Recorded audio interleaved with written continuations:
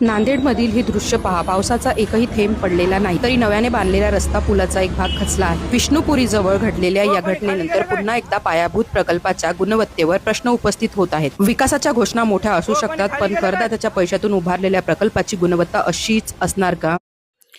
प्रश्न विचारणे चुकीचे आहे का? तुम्हाला काय वाटते कमेंटमध्ये सांगा. अशीच न्यूज बघण्यासाठी या चॅनेलला सबस्क्राईब करा.